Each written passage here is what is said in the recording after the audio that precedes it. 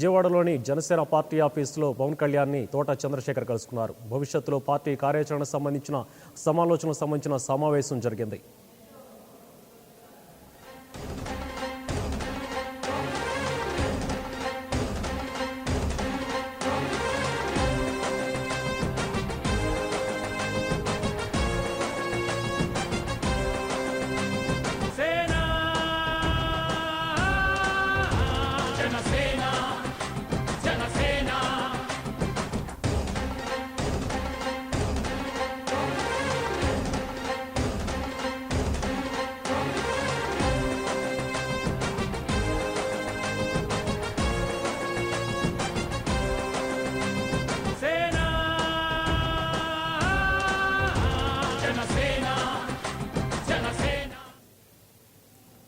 ఇక దీని గురించి మరింత సమాచారం విజయవాడ జనసేన పార్టీ ఆఫీస్ నుంచి మా ప్రతినిధి శ్రీనివాస్ మరింత సమాచారం అందిస్తారు. శ్రీనివాస్, చెప్పండి. జనసేన పార్టీ అధినేత పవన్ కళ్యాణ్ జనసేన పార్టీ ప్రధాన కార్యదర్శి తోటా చంద్రశేఖర్ గారితో భేటీ కావడం జరిగింది.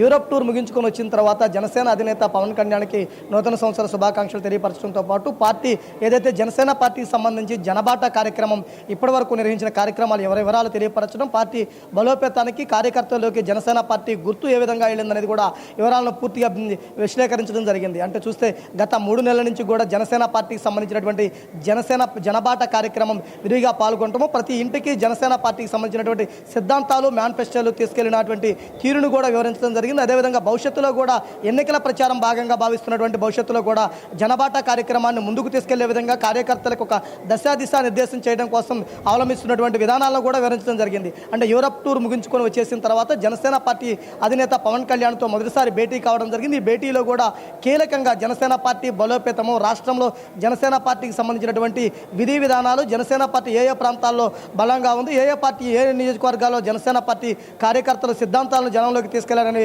వివరాలను కూడా క్రోడీకరించి వివరించడం జరిగింది. అదేవిధంగా ఈ రోజు నుంచి ప్రారంభమైనటువంటి జనసేన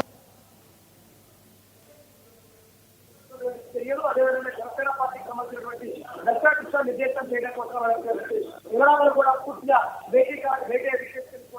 విశ్లేషించుకోవడం జరిగింది. అంటే చూస్తే కనుక భవిష్యత్ కార్యాచరణ ప్రకటించే విధంగా దిశ కార్యకర్తలకి, నాయకులకి ఎటువంటి కార్యక్రమాలు రూపొందించాలి, ఎటువంటి కార్యక్రమాలని ప్రజలకు తీసుకెళ్లాలి, దాని మీద కూడా పూర్తిగా మాట్లాడుకోవడం జరిగింది. అంటే చూస్తే ఈ రోజు జరిగినటువంటి భేటీకి సంబంధించి చూసుకుంటే కనుక ఎన్నికల ప్రచారం విజయవాడ నుంచి ప్రారంభించామని జనసేన అధినేత ప్రకటించిన తర్వాత జనసేన పార్టీ ప్రధాన కార్యదర్శి చంద్రశేఖర్, అదేవిధంగా పవన్ కళ్యాణ్ ఇద్దరు కూడా వారి యొక్క వ్యూహాలను జనసేన పార్టీ కార్యకర్తలు, నాయకులకు కూడా వివరించే పనిలో నిమగ్నం కావడం జరిగింది.